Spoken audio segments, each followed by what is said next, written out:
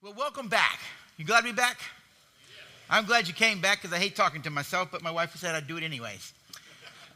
My wife said she's been praying for you all and praying for me, and she wanted me to pass along her hello. She'll actually be here with me next Sunday morning. She'll be coming with me. We're going to sit through the 11 o'clock service, though I'm not teaching, but we're going to be here. So I'm looking forward to her coming and being here with me. One of the things that I do when I go somewhere, I like to meet people. I'm not one of those that likes to stay in the background, like going out and meeting people and talking to folks. And then I get a sense from the spirit of a theme that I need to address. And so this is a theme that I think I need to address because I've just kind of heard the theme in conversation. So I need to bring my wife, Tracy, up here. And Tracy, if you'll come on up. I want to kind of reinforce this morning with you for those who have children. Because one of the things, we talk about is how children can negatively affect a marriage, right? And I'm going to show you how it happens. So here's my wife, Tracy. So come over here, Tracy. Now, this is my wife, Tracy. We've been dating, and if you'll just give me your hand. This right here represents a bond. It represents an attachment, okay? And we're going to see tonight and in the coming few weeks that your brain has to bond and attach to something. It's wired by God to do that, and it will attach. So this is our attachment. You can feel it when you have it, right? And you can feel it when you don't. Got it? So this is an attachment. So we get married, and we're going through life, and when early in our newlyweds, that's when newlyweds are still in la la land. Reality hadn't set in yet, right? and then we go on the honeymoon. We're having a great time in marriage, and then all of a sudden we get pregnant, and our son Eddie is born. So we're going to bring our son Eddie up.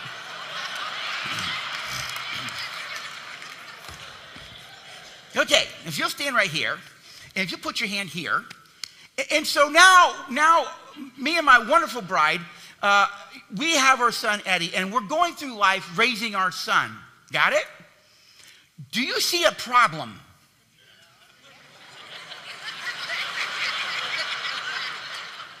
What's the problem in this family? Eddie? Boy, are you gonna love, dude. They love you, don't they? Yeah. No, think about it. Do you see a problem in this family? We love each other, right? But do you see a problem here? What's the problem? Someone just said me and Tracy aren't connected. That's not actually true. We are connected through our child. Our bond now is through him. She attaches to me through him. So one day, don't go too far off, Eddie. Eddie leaves for school and goes away. And there is no bond. And this is the second highest divorce rate right here, empty nest. It's because people lose the what? They lose the bond, live it through the child, and then years have gone by, they've not connected. And this is the second highest divorce risk right here. The first highest is in the first 4 years of marriage now. The 7-year itch has gone down to 4. And so this is where you're at risk. So I'm going to show you what it needs to look like. So come back over here, Eddie. All right. This is a what? So you stand in front of us, if you will. You may want to go down a little bit since Tracy's kind of short and I am too. So go down your knees a little bit. Tracy, there you go. Put that shoulder in the hand right there. Now, this is what it looks like, all right? We're connected to our children. We love our kids. We love each other. But this right here is the primary relationship. It is this bond that is not to be broken. This is us. And we love this guy.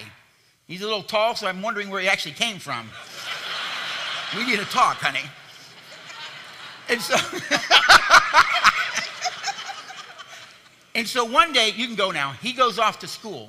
He leaves. And guess what? We are still a what? We still have the bond. We'll make it. Because see, every relationship has to have time together, don't they? You're going to have time together for what? Connection, talking, sex, death in the family. But we also have time what? Apart. She needs time with her friends, doing her things. I need time with my friends, doing my things. But even though you need to have time together, time apart, you never lose the what? because this is what you must value right here. This is what takes you longevity. This is the 50, 60-year plan. All right? Make sense? So for those of you who have children, don't ever let them come between it. Us is the most important, not them. Thank you, Tracy, very much. Let's give her a hand. I remember once I think he was 16 at the time, my son Trey, in anger at me, he said, "You love mommy more than me." And I said, "You're right." Get used to it. One day you'll be leaving. She's here before you. She'll be here after you. And one day you'll thank me for it. Because I made it the priority, not me. And when we're strong, you'll be healthy. If we're not strong, that doesn't mean you'll be healthy. Because you'll be getting negative effect. Okay? Now, tonight's lesson I call Caress Your Relationship. And I'm going to go back. And this is going to get into that area that we talked about here for a little bit. So what I'm going to do is I'm going to play for a little bit here. All right, guys, what do I got to do to get my slides up here? Just push on them? Or are you going to put them up there for me? There we go. That's the one I want. All right. Remember I said this morning, the wheel of knowledge? So I know you probably can't see that real well, all right? But I'm going to play with this for just a little bit here. This is the idea of the wheel of knowledge. We said this morning, there's this area, the area you know, and the area you what? And the area you don't know. And what you don't know have two things in common. You know what you know and you know what you don't know. We kind of looked at that this morning, right? But there's this larger area out here of the things you don't know that you don't know. These I consider your blind spots. We all have blind spots. It's the areas of things you don't know. Kind of works this way. Can I pick on you? Sir. Your name is? Bill. All right. Let's say Bill comes in to see me, and I'm listening to Bill's story and listening to it going on, and I say, "Hey, Bill, did you know you have an anger problem?" He goes, "I don't have an anger problem." I go, "How do you know?" "I know." "But how do you know?" "I know." See, he only lives within the realm of what he knows because your brain can only operate from what? It knows what it knows and it knows what it doesn't know. And that's the only thing you can think from. And everything that happens in your life gets processed through what you know. So I say to him, "Hey, Bill, do you know you have an anger problem?" "I don't have an anger problem." "Well, how do you know?" I said, "I know." "But how do you know?" I said, "I know." "Well, Bill, do you know that you do this? You do this and you do this." Things he doesn't know that he doesn't know. He goes, "No, I didn't realize I did those things." I said, "Well, you do. And those things suggest you have an anger problem." "I don't have an anger problem." Well, what Bill doesn't know that he doesn't know is that he does. What you may not know that you know is you got a drinking problem. You may not know that you don't know is that you got a drug problem. You don't know that don't know you may have sexual addiction. What you don't know that you don't know is you're prideful. What you don't know that you don't know is whatever it is. Because it's blind to you, but others can see it in you. And faithful are the wounds of a friend. And Father wants to speak into the things you don't know. Or David said it this way in Psalm 139 near the end. David acknowledges there's a part of himself he doesn't know that he doesn't know. Because he says, "Search me and know my hiddenmost parts." Even David understood there's a part of himself that he doesn't know that he doesn't know. And he understood that the things that he didn't know that he didn't know can affect him and others. Because see, what you don't realize is the things you don't know can kill you. Literally kill you. September 11th, a lot of people went out to an airport that day to get on an airplane. A lot of people went to work in the World Trade Center and some at the Pentagon. They didn't know something. And by the time they knew something, for some it was already too late. So because your brain only operates from its realm of what? If all you want to do is operate from what you know, I would suggest you're not teachable, and people who are not teachable are immature. I raised my children to be healthy, mature adults. My father couldn't raise me to be one. I was going to raise them to be one, but for me to raise them to be one, I had to become one. And the way I had to become one was become teachable. And when people spoke into me things they saw, rather than write it off like you don't know or make excuses for it, I began to consider a possibility. You see, if you're willing to consider the possibility, that makes you what? Teachable. I'm not saying I'm right, but I'm just asking you to consider the possibility. Bill, I don't know. Bill, what do you do for a living? Retired. What did you do for a living? General contractor. Bill's a general contractor. I don't know much about it, and I know that I don't know much about it. Got it? But I'll bet there's things that he knows that I don't know that I don't know. Did you get that? Because he operates in a realm that's not a part of my realm. I operate in a realm that's not a part of his realm. So there's a realm of knowledge that I have that he don't have. He don't know that he doesn't know. And he operates in things that I don't know that I don't know. That makes sense? And I've come to learn something through my mentors in life. One of them was this. Whenever you and Llewellyn are in conflict, Dr. Lori Gordon used to tell me, you must understand that conflict is nothing more than for you to learn something about Llewellyn you didn't know before. That's all it is. There's something you don't know that you don't know that's going on in her life, and that's why you have conflict. The question is, are you willing to be teachable and learn it? And you only learn it by listening. By listening and understanding. And when I began to change my mindset, it's amazing how much I realized I'm more of a problem than she is. It was amazing how Father used to point out a lot more in my life, and I quit blaming her for a lot more. I started taking responsibility for me. All right? So if you can really embrace that there's things you don't know, and that your partner sees things in you, rather than write them off, and we're going to talk about this next week, what happens in the low brain, how the low brain communicates, it's destructive. Excuse me. Then I become teachable, and I can become a student. Because wise men accept rebuke. Fools don't. Fools don't. And I don't engage fools in their folly. Scripture says don't engage a fool in their folly. Why? The more you engage a fool in their folly, you become a fool. Why would you want to go there? They're not teachable. Just back away. Leave it alone. Well, they think they're right. Okay, so what? Be more mature than that. They want to think they're right. Let them think they're right. So what? I'm not going to lose sleep over that. It's not my issue. My issue is to be loving to them and model Father's heart. That's what my responsibility is. Does that make sense? All right. We're going to get into some things you didn't know today. And because of that, I'm going to share some theology that you haven't considered before. And when I do, it might trigger some of you like, what is this guy talking about? Hang with me. If you could have paradise however you could imagine it, if you could have paradise however you could imagine it, what would it look like? What would it look like? My paradise, I'll tell you what mine is. My paradise is a log cabin in the mountains, four-wheel drive Ford F-150, extended cab pickup truck. I can't afford it, but that's my dream truck. I would have a room in there dedicated to like a museum, to all kinds of military paraphernalia. I'd have a Civil War era musket over the fireplace. It's a variation of the Blue Ridge Mountains because about 300 yards behind the house, there is a cliff which goes down to the Atlantic Ocean, and there's a $2 million yacht. I know what it looks like. It's in Fort Lauderdale. I see it when I drive down that way all the time. And it would be 70 degrees, 4 to 5 mile-an-hour wind all the time, perfectly landscaped. And I would have books and computers and all kinds of stuff there. And if I could live in that, it would be awesome. And if God would be there with me, it would be more awesome.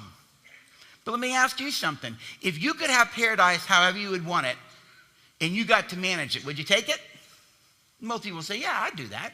If you could have paradise however you'd want it, and you would manage it, and God would be in your paradise with you, would you take it? If you could have paradise the way you imagined it, you would manage it, God would be in your paradise with you, but nobody else was allowed with you. No spouse, no kids, no friends, no parents. But you get all that great stuff that you can dream up. And you get to be with God. Would you take it? Most of you saying no. You're right. You aren't meant to take it. It doesn't make you less holy. Because this was the great dilemma for Adam in Genesis 2:18. Adam was in paradise. There was no pain. And he was not alone. Who was he with? He was with God in paradise. He walks with God in the garden in the cool of the day. He's in paradise. There's no pain. There's only pleasure. All he has known is love. He's with God. He's not alone. And God says something to Adam that he doesn't know that he doesn't know. Adam, it is not good that you should be. But he's not alone. Who's he with? How can you be alone and with God at the same time? And therein lies Adam's dilemma. He's in a perfect environment. He's got an exalted position. He's at the top of the food chain. And he's not alone. He's with God. And God says it's not good that you should be alone. Adam didn't know that he didn't know he was alone because God told him he was alone. Now he knows that he knows he's alone, but he doesn't know what it means. So God gives him an assignment, verses 19 and 20. Go name the animals. And as Adam's going through the process of naming the animals, dog. Another one, doggus. Cat. Caddis. Oh, look at there. Eagle. Another one, eagleless. Roach. I don't think he did that. As he's going through the process of naming the animals, he comes to realization that there is not another one, what? Like him. What do you think Adam felt the moment he realized there was not another one like him? Alone. And this is in paradise before sin. And Adam feels the pain of aloneness in the garden before Eve shows up. Why is it important for Adam to experience the pain of aloneness in the garden, imperfection, before Eve shows up? I'll give it to you for the sake of time. It is because Adam would not have appreciated the gift of relationship with another person had he not felt that pain before. Because if she just showed up and he not felt the pain of aloneness, what is he going to do? Go from perfect love to more perfect love? He doesn't understand the quality of this relationship. But he felt pain. He felt something was wrong. He sensed it in his soul.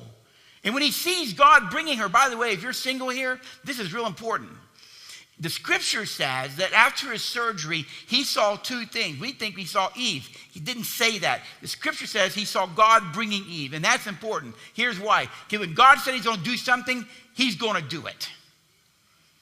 Problem is, whenever we feel alone, we go help him out. See, at this point in time in history, Adam trusts God to deal with all of his needs in his life. And when God said, I'm going to do something for you, even though he feels this pain of aloneness, he's trusting God to do whatever he's going to do. And when he sees Eve coming, the scripture in the Hebrew lets us know what it was like emotionally for him. It was a sense of, wow, man, this is bone of my bones. She's flesh of my flesh. I'm going to call her, whoa, man. My brothers and sisters, the remedy for human aloneness is intimacy, bonding, attachment, if you want a more clinical word. How many people here have ever felt alone before? You notice it didn't say it is not good for man to be single, because you can be married and very much alone. Know us. Just you and them, and miles apart emotionally. Alone. And God said it is not good for you to live that way. I made you to not need me only. I made you to need me and others. Think the great commandment. Love the Lord your God with all your heart, mind, soul, and strength, and your neighbor, others as yourself. There's your three relationships. Now Adam's in perfect relationship to God. He's in perfect relationship to another, and he's in perfect relationship to himself. The remedy to human aloneness is intimacy. And of course, you know what happens in chapter 3, verse 6. She eats of the fruit. Excuse me. The moment she eats of the fruit, I'm getting over a cold from way back a month ago. My doctor said the cough is going to linger a little bit. So the remedy, hang on, my brain. Genesis 3, verse 6. She eats of the fruit. She broke a relationship. How do you know when a relationship is broken? It's real simple. You can feel it. You can sense the distance. You can sense when something's not right. God put that in us to let us know if things are right or not right. She felt the break. God felt the break. Guess who else felt it? Adam did. He feels the same pain of aloneness he did before she showed up. He doesn't like that. If you're taking notes, write down this phrase. Pain pursues pleasure. Pain pursues pleasure. All right? And this is important, because your brain is wired to avoid pain and pursue pleasure. And you will do whatever it takes to avoid pain and pursue pleasure. Adam is back in pain again. He feels the aloneness he felt before. He doesn't want that feeling. He wants the connection back that he felt with her. And in his mind, I'll eat the fruit and reconnect. What he failed to understand is once you did that, you disconnected from the primary relationship of your life, which is with God himself, the Father. He stepped into sin as well. You see, man was created needy. In the West, we like to think that you can do it yourself, self-reliance. But man was not created self-reliant. Man was actually created dependent. Dependent. You're never meant to live life on your own. You're always meant to live life with God and others as yourself. And so, whenever we have needs. Now, what are our needs? We have physical needs, food, air, water, shelter. And I'm going to submit to you that the need to bond and attach to another person isn't just emotional, it is biological, because all your emotions are biological. The little neurochemical process over here in the limbic system of the brain. Next week when you come, I will show you. You know the verse in Ephesians 4, in your anger don't sin? I will show you what your brain looks like if you're being angry and sinning, and I'll show you what your brain looks like if you're being angry and not sinning. You can see the difference in a PET scan. There's a biology to the scriptures. Laughter does good like a medicine. That's not just an Old Testament verse. That's true neurochemically. The more you laugh, the more you increase serotonin in your brain. Guess what serotonin fights off? Depression. Because depression is your brain not producing serotonin, so most antidepressants are increasing serotonin for you. We know through brain research of children who've never bonded or attached, the children who've never bonded or attached in deep, meaningful ways, in very severe cases, their brains do not develop well, as opposed to kids that do bond and attach. And in the first 6 years of life, a child, boy and girl, must emotionally attach to a mother and a father.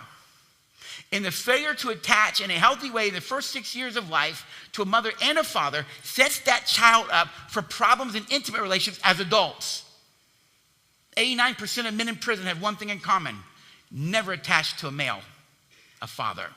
79% of girls who get pregnant out of wedlock, one thing in common: never bonded to a dad. They're still looking for it.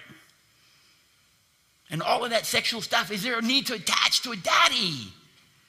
And these boys will take it because they're looking for a daddy to teach them how to be a man, but there's no daddy teaching them how to be a man, so they think to be a man, they got to conquer sexually. Pain does what? It pursues pleasure. Now, let me help you understand that in terms of needs. Your name is? Can I borrow you for a minute? You don't have to get up. You can just stay right there, John. Let's say John hasn't eaten in about 4 days. That would be a need for appetite. If the need for appetite is not met, John, your brain is going to send a signal through your body. We call it a hunger pain. You will have pain because all pain produces symptoms. So he'll have the symptoms of hunger. Are you with me so far? He'll cramping, diarrhea, whatever it is, dehydration. His brain is sending a signal: gotta eat, gotta eat, gotta eat. All right? So all pain produces symptoms. He has the symptoms of hunger, the need for appetite not being met. Well, let's say that I give John a bunch of hamburgers in order to satisfy the need for appetite. So here's a question. If he eats the hamburgers in order to satisfy the need for appetite, would it work? And for the sake of time, the answer is actually yes, it will. Here's the kind of 3,000-foot view. John, as you eat the hamburgers to meet the need for appetite, your brain goes, "Ha! You're eating something." And in that moment, the brain releases a neurochemical called dopamine. Say that with me, dopamine. Remember dopamine. Dopamine is a pleasurable sensation. He will actually have a mood shift into pleasure. His stomach fills up. He's no longer hungry. The need for appetite has been satisfied. He moved out of pain into what? Met the need. I'm going to change it up on you, John. I'm not going to give you hamburgers. Let's say I give him 4 boxes of decon rat poison in order to satisfy the need for appetite. So here's the question. If he eats the 4 boxes of decon rat poison, assuming he likes the taste, of course, will eating the rat poison satisfy the need for appetite? Yes. Some of you are going, yes. And you're like, I don't know. The answer is yes, it actually will. Because if he begins to eat the rat poison, the brain goes, "You're eating something." The brain's going to release what? The brain releases dopamine either way. He creates a mood shift into pleasure. His stomach fills up. He's no longer what? Pain pursues pleasure. Rat poison will actually meet the need for appetite too. Except though, John, your brain's gonna come back to you and go, hey, what did you eat? Because whatever you ate, though it satisfied my need for appetite, whatever you did eat is now causing me more what? Pain does what? Pursues pleasure. So you go back to your source of pleasure and eat more rat poison. Because see, my brothers and sisters, negative attention is still better than no attention. Bad love is still better than what? And if you won't give me attention, Daddy, I'll make life miserable for you to get attention. See, the thing about dopamine is value free. It has no value to it. You will get dopamine doing unhealthy things just as much as you will healthy things. Did you get that? You get it. Because it has no, whatever you do to pursue pleasure, you release dopamine. The problem with dopamine is dopamine creates focus. And the more you keep going to rat poison to satisfy the need, to satisfy the pain, because it does produce a sense of pleasure, the more you keep going to the rat poison, eat it, your brain goes, I want more rat poison. That's how addictions start. Because addictions ultimately are a way to go into pleasure to avoid pain. Pain from what? The pain of unmet needs. So if we can, real quickly, go back to the slides up there. And I need to go to the next one if I can just go to that. Okay, mine's not working, guys. Well, I got it listed here. Can we go to, can somebody help me go to the CARESS slide? Well, there'll be a list coming up here in a minute. I don't know what I've done, but it says resume slideshow.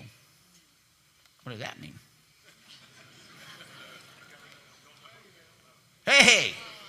I just hadn't noticed a sign at the top that says resume slideshow. I didn't know I stopped it. All right, right here. Just take my word for this. I have a handout. Actually, thinking about it, I should have gave it to you. All of those are mentioned in Scripture. New Testament. 2 Corinthians 1, 3, and 4. The God of comfort, the Father, and the Father of mercy, who comforts me in my trials so I can comfort you in your trials. Galatians 6:2 has to do with support. Romans 12:15 has to do with comforting people. All of those are mentioned in Scripture. All of these are biologically hardwired into you when you're born, and they'll be with you till you die. They must be met. They will be met one way or another because all needs must be met. And if needs are not met, long-term in severe cases, things die. You don't have food, air, water, shelter, you're going to die. Same thing, though. If you're not meeting these needs in a relationship, your relationship will die. Your relationship to your kids will die. And dads, let me tell you something. This is really important for us. Your kids need comfort. Telling a little boy to suck it up and get over it and be a man, he's not a man. He's 4 years old. How can a 4-year-old brain be an adult male brain? It isn't. Think of it this way. Little girl, little boy, both are 4 years old. They fall down and skin their knees. They're both crying. They need physically, back teen, that kind of stuff. But what's the caress need? They need attention and comfort. Attention means taking thought of another, focusing on them. So I focus on her. She's bonding now. Her brain is attaching. And we pick her up to comfort her. She is bonding. She knows how to bond. Because it's given to her. See, the thing about those needs are, you can't meet them by yourself. They must be met in relationship. They come from others. And God intends to meet them, but he does it through the body. But what do we tell this little boy? That didn't hurt. He's crying. Suck it up. Get over it. Well, you've taught him is your need for comfort and your need for attention aren't allowed to be met. And if they are, you're weak. And you wonder why we men, we're the leading cause for divorce today? You know there's a trend right now in the mental health community is given a name for it. It's called walkaway wife syndrome. 3/4 of all divorces are initiated by women. See, 60 years ago, women would stay in loveless marriages. They're not anymore. They're walking. I'm not proud of it, but I'm telling you it's true. Guys, if you get anything, your wife is the barometer for the health of the marriage, whether it's us, not us. We're kind of brain dead. But what happens is when they're trying to connect, it comes across as nagging. You get that? We hear it as nagging. So let me help you understand this slide a little bit more. All right? Pain pursues what? Pleasure. Now, if my needs are met, here's your second phrase, those who's taking notes. Write this down. Love is experienced when needs are met. We experience love when our needs are met. Consequently, if my needs are not met, I will feel unloved. It's real simple. I think sometimes pastors and counselors have made relationships much more difficult than they need to be. I've come to realize Father made it pretty simple. If faith is like a child, maybe relationships should be too. He modeled it for us. Okay, so let me come over here and pull up another slide for you. Go ahead and put that one up there, guys. I'm going to draw this slide up here. I am arguing that all of us have a fallen nature, but at our core, we are all needy. Get that? At our core, we're all needy. That's what it says here. And because we're fallen, we have problem behaviors, don't we? Ladies, this is important. This is important. Nagging is a sin. A contentious woman is like a slow dripping faucet. It's not my words, it comes right out of the scriptures. And when you're a slow dripping faucet nagging, your husbands complain about your nagging. And here's why they complain. Most people don't get this, but I figured it out. And this is the truth. The reasons your husband complain about your nagging is because as the priests of the home, they recognize that your nagging is a part of your fallenness and that you're in sin, and sin blocks relationship. So they're just complaining to get you back in relationship to God. They care about you spiritually. I don't think anybody's buying that one. No, here's how it works. Luella's nagging. Father says, and I'm complaining. And Father says, Rick, what are you doing? I'm sick and tired of Luella's nagging. I would be too, son, if I were you, but it's not what I asked. I said, what are you doing? I'm trying to get her to stop. I thought it was my job to convict her of sin. Well, I'm just trying to help you out then. He would say, I don't need your help. And in my frustration, I would say, fine, you convict her. But what do you want me to do? Because I'm tired of it. Listen, church family, how I word this. These were breakthroughs for me when Father started to reveal these things to me. Rick, what you fail to understand is this. Underneath her fallen behavior of nagging is the pain from an unmet need for attention from you. Now, my hunch is, if you spent less time complaining and more time meeting you'd see that go away. Meet the need. See, my brothers and sisters, fallen behavior doesn't happen in a vacuum. It's somebody trying to get their needs met. And she's trying to get attention, so it comes across as nagging. I want Luella to listen to me, but she's not listening to me. Because when she doesn't listen to me, I don't feel respected. And so I talk louder. Why am I talking louder? Listen to how I word this. Because in my brain, if I talk louder, she'll meet my needs for respect. And listen to how I word this. And the anticipation that she'll respect me by talking louder is far more pleasurable than admitting that she doesn't respect me, which is far more what? Painful. So I'd rather talk louder, not recognizing that is not going to get my needs met. It gets me more what I don't want. It's rat poison. We all do it. At the expense of who? Us. Needs must be met. They will be met. Guaranteed. And let me say something. If you're not meeting that list of needs that I had up there a minute ago, I'm going to put those back up. You'll stick those back up there for me. If you're not meeting these needs, I'm going to tell you something. Satan will. Guaranteed, Satan will. Because if I'm not meeting those needs, then we're moving into pain, not pleasure. Relationships are not stagnant. They're dynamic. You're either moving towards or you're moving away. When you were dating, you were intentional. You kept moving towards. And then when people get married over long term, they start drifting. Why? Because they're not intentional like they were when they were dating anymore. And so now, Luella doesn't feel like I give her attention. She doesn't feel appreciated. She doesn't feel respected. I don't feel respected. I'm not getting attention. And there's a lie that you ladies have bought into. Well, I don't feel like it, so I ain't going to do it. Go ahead. Then that means the need for affection goes unmet. And whenever needs are not met, there is pain. And Satan will meet your needs too. See, if Luella and I are drifting apart because we're not meeting each other's needs, because I'm going to get my needs met my way, and she's going to get her needs met, and I'm not going to meet your needs until you meet my needs, none of that's about us, is it? All that destroys us. And one day I'm at work, the water cooler, and Tracy walks up. She says, hey, Rick, how you doing? Nah, not good, Tracy. What's wrong? And I start telling her about what's going on in my marriage. And she's giving me attention. She's listening to me. And she starts comforting me. Wow, your wife really doesn't understand you. No, she doesn't, does she? But you do. Oh, yeah, my marriage is the same way. And as I'm listening, comforting her, and she's comforting me, and we're giving each other attention, what's happening? A bond is developing. So whenever you feel alone, you better guard your heart, because Satan will meet your needs too.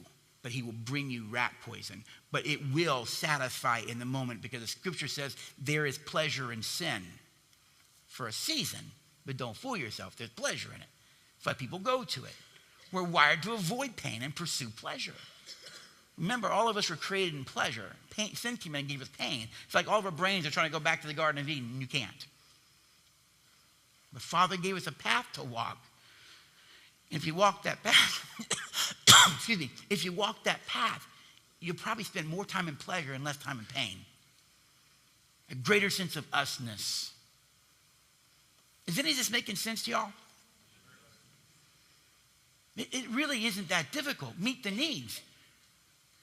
And a lot of us men walked into adult life with the philosophy from the other generation: suck it up, get over it. Basically, the message is your needs don't get met. But what does a real man look like? Look at Jesus. Look at Jesus. Because he was the epitome of masculinity. And because he was so secure in who he was, as a man, he didn't have to be controlling. He didn't have to be arrogant. Why? He was secure in who he was, so he could give. He could give. How brave are you, brother? Pretty brave? Come up here for a minute. You don't have to. You have free to say no. Come on up. I told him he's brave. Let's say you all walk into a room. What's your name? Mike. Mike. Hey, I'm taller than somebody. Or about, I say, well, how tall are you? I don't know. You don't know? 5'8", maybe. I'm 5'8". All right, so we're equal. Well, let's say y'all walk into a room, right? And you saw us like this. What would y'all think? We know. We know what you think, right? He's like, get away from me, dude. I'm going to give you affirmation for a minute. In the upper room, there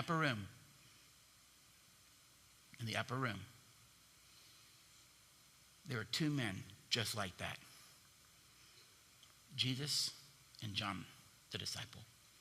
John had his head right here, and nobody thought a thing about it.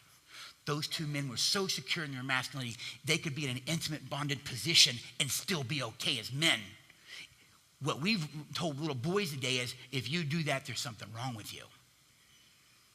And you wonder why men tend to bond now only through sex. It's they don't know how to be intimate anymore. Because they're raised by a Western culture that said, suck it up, get over it. Men don't do that. Look at Jesus. The majority of the time, the guy is nurturing and tender. He's caring, he's touching. He's always meeting the needs. But don't you ever, ever, ever assume that that nurturing, tender side of Jesus was weakness. Because the moment he needed to call on that strength, it was there, was it not? To the church crowd, to Pilate, to Herod, it was there. It was there. Strong, but tender. Powerful and authentic, but nurturing. Because that's how real men are. Thank you, brother. To get that, if we're all created with needs, the question is, did Jesus have any needs? Was Jesus needing attention and comfort and appreciation and all those things? I submit to you he did. Here's my evidence. Because if we're going to say that, we got to find evidence in Scripture. Jesus comes down to be baptized. John is baptizing people. So there's people all around. And Jesus shows up. And Jesus gets baptized by John. And we know that when Jesus comes up out of the water, a dove descends and a voice breaks silence and says what? This is my beloved son, who are well pleased. You just quoted from the King James book of Matthew. Be careful when you do that. Go to the parallel passages in Luke and Mark. You do not see the word this. You see the word thou, which is our word what? You. We saw baptism tonight. I'll bet if we brought that granddaddy up here, and I said, when you saw your son get baptized, what went on inside of your heart? You see, daddy saw Jesus get his son baptized, and his heart welled up with pride for his son. And he says, man, I love you. I am so proud of you. So proud of you. You are my beloved son. I'm so proud of you. Are not those words of appreciation, words of approval, words of acceptance? Do you imagine what Jesus felt when he heard his father say those words over him? Ah! I can take on the world. I can take on the world. By the way, he went right from there into the wilderness for 40 days, did he not? Don't assume it was easy for him, because it was. There was no reason for the angels to come minister to him as long as they did. It was tough. What sustained him in there, I submit to you, wasn't just his Godhead. In his humanity, he remembered the words of his dad. How many of you are still looking for those words from your father? Ah, you're awesome. Proud of you. I'll never hear those words from my father. When I watched him die, I stood by his bed in Kenneth Stone Hospital, Marietta, Georgia. First thing I thought was, did I matter? And I swore then and there that my kids will never have to ask that question. You'll never have to ask that question. You ask me, did my dad love me? I will tell you yes. Ask me how I know. I don't. I never felt it from the man. But on my deathbed, I want you to ask my children, does your dad love you? They'll tell you yes. But I want you to ask them this question: how do you know? And I want them to be able to say, he couldn't help but know. He always felt it from him. Always. And you do that by speaking into their life, meeting needs. Because love is experienced when we meet needs. May it be. May it be. We turn this around and quit focusing on the fallen behavior, but meet the what? Needs.